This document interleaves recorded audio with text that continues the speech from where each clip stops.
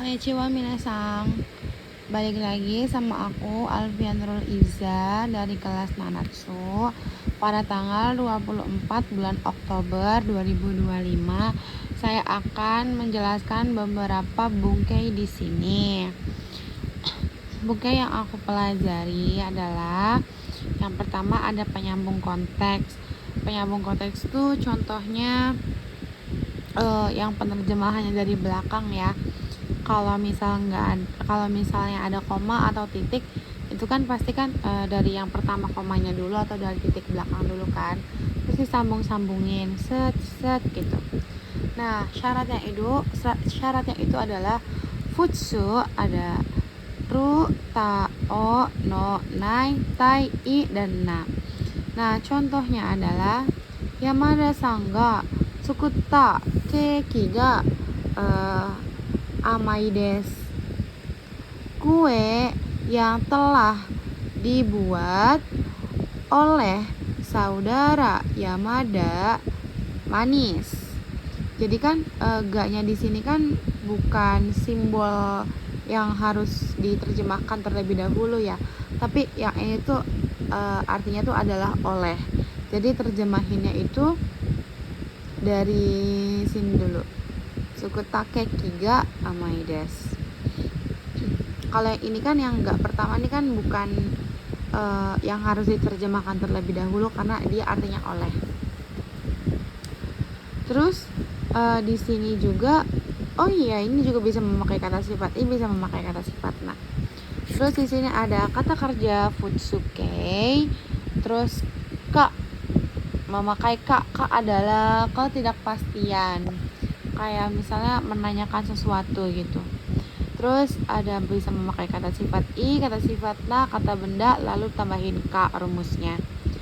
Terus ada kata kerja kadoka, artinya itu atau tidaknya. Contohnya adalah Anisang wa kita kadoka wakarimasen. Saudara Ani telah pulang.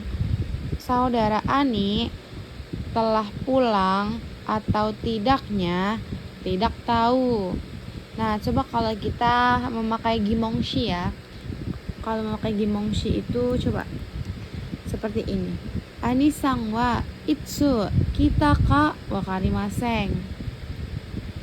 Saudara Ani kapan telah pulangnya tidak tahu. Jadi ada perbedaannya ya. Kalau yang ka itu biasanya itu ada gimongshi-nya, tapi kalau kadoka itu enggak ada gimongshi-nya karena do itu sudah termasuk gimongshi ya. Nah, terus di sini tuh ada ka. Ka itu artinya apakah. Tapi ka juga kadang bisa diartikan apakah, bisa juga enggak, tergantung pada konteksnya. Contohnya, nomimasu ka? Apakah minum? Nani yo nomimasu ka? Nah, ini tuh artinya tuh bukan apakah minum apa, bukan ya. Jadi apakahnya itu enggak diartikan lagi, tapi langsung ke minum apa. Karena di sininya tuh kan udah ada objeknya ya, minum. Nanio udah ada gimongshi-nya juga. Nah, ada gimongshi-nya, ada kata bendanya gitu, kata kerjanya gitu ya. Jadi artinya adalah minum apa, bukan apakah minum apa, bukan. Sedangkan kalau yang pertama tuh kan gak ada gimongshi-nya ya, gak ada nanio-nya kan, langsung kak doang kan. Kalau kak doang itu artinya apakah, sedangkan kalau ada gimongshi-nya apakahnya itu gak adain, gak boleh ada artinya apakah. Pokoknya kalau misalnya itu kaknya doang itu baru artinya apakah, tapi kalau ada gimongshi di awal itu artinya bukan apakah lagi. Terus ada ikoke. Ikoke itu ajakan. Jadi kalau katakan perubahan ikoke itu vokal i dirubah ke vokal o ditambahin u lalu masnya hilang. Kalau kelompok kedua itu masnya hilang tambahin yo. Kalau kelompok tiganya itu shiyou, dan kalau kimasnya itu koyou. Karena yang ketiga itu tidak beraturan ya. Terus artinya itu bermaksud ya, ajakan, bermaksud ayo, mari, kayak gitu, yuk gitu artinya tuh. Nah, di sini itu ada ikokei omote imas, bermaksud. Sedangkan kalau omote imasnya doang itu artinya berpikir. Tapi kalau yang ada ikokei-nya itu artinya bermaksud. Ada kata kerja jisho atau naikei tsumori desu, bermaksud juga. Terus ada kata kerja jisho naikei youdes, artinya berencana. Kata bendano youdes, berencana. Terus ada kutip to imas, berkata atau bernama. Di sini juga ada to yomimas, dibaca, atau to kaite arimas, ditulis atau tertulis. Nah, contohnya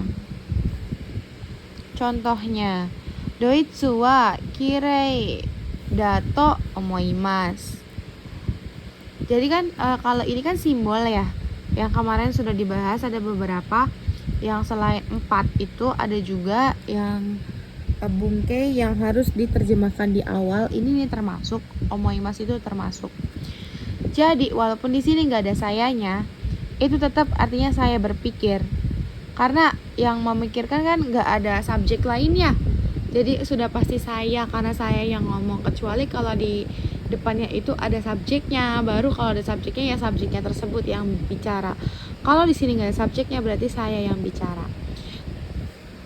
Artinya adalah saya pikir. Kan pertama kan saya pikir dulu, lalu di sini ada wa. Jadi yang abis saya pikir langsung ke wa sini. Jerman indah gitu. Terus contoh yang kedua, doitsu iko to omoimasu. Ini pakai yang ikoke ya, ikoke omote imasu. Nah, tetap yang diterjemahin tuh saya bermaksud atau saya bermaksudnya dulu karena ini adalah terjemahan awal. Saya bermaksud akan pergi ke Jerman. Saya bermaksud akan pergi ke Jerman. Contoh yang ketiga, Rainen doitsu iku yo desu. Tahun depan. Nah, karena di sini ada kata keterangan waktu terlebih dahulu. Tahun depan, lalu dari belakang ke sini, dari belakang ke depan. Berencana akan pergi ke Jerman.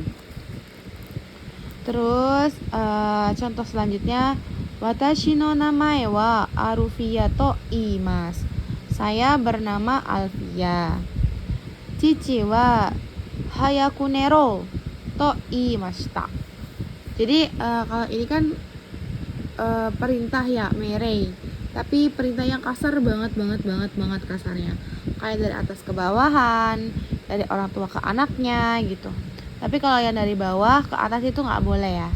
Dame. Ayah berkata, ini kan ada ininya ya, ada subjeknya ya. Jadi to imasnya ini setelah subjek artiinnya. Ayah berkata, cepat tidurlah. Contoh ke-6, kono kanji wa Yamato yomimasu. Kanji ini dibaca kawa, artinya sungai. Kok Yama sih? Kono kanji wa kawato yomimasu.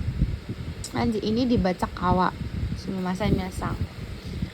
Koko de deguchi to kaite arimasu. Di sini tertulis deguchi, pintu keluar. Watashi wa doitsu ikanai tsumori desu. Ini yang pakai contoh yang pakai nai ya. Jadi abis ikanai langsung ditempel tsumori aja. Saya bermaksud tidak pergi ke Jerman. Di sini tuh ada to imas, artinya itu mengatakan, berkata, bernama atau katanya. Bisa juga toite dikatakan, bisa juga ate-nya doang, sama saja artinya. Cuman kalau ate-nya doang tuh kayak bahasa gaul di Jepangnya, jadi biasanya orang tuh langsung ngomong ate-nya doang sih kalau di sana. Contoh, Yamada-san wa tabenai to itte. Artinya adalah saudara Yamada berkata tidak makan. Yamada-san ga konai konaite. Saudara Yamada berkata tidak datang. Cuman di sini artinya tuh sama saja onaji desu, cuman antara bahasa gaul dan enggaknya doang sih sebenarnya. Gitu ya minasan. Terus di sini ada kanoke, kebisaan. Kanoke itu vokal satunya, grup satunya itu vokal I dirubah ke vokal E, masnya tidak hilang. Lalu vokal keduanya itu sebelum mas ditambahin rare. Kalau vokal ketiganya shimas menjadi dekimas. Kalau yang kimasnya itu menjadi koraremas. Karena kelompok 3 itu biasanya memang tidak beraturan. Terus kanoke, kebisaan, dekimas. Itu kata kerja pasif memakai partikelnya ga. Itu kalau menggunakan kanoke sudah dipastikan semua yang telah dirubah ke kanoke adalah kelompok 2 karena vokalnya adalah E sebelum mas. Contoh, piano o hikemas, bisa bermain piano. Oke, segitu dulu bungkai hari ini. Sampai jumpa di target bungkai selanjutnya. Bye bye.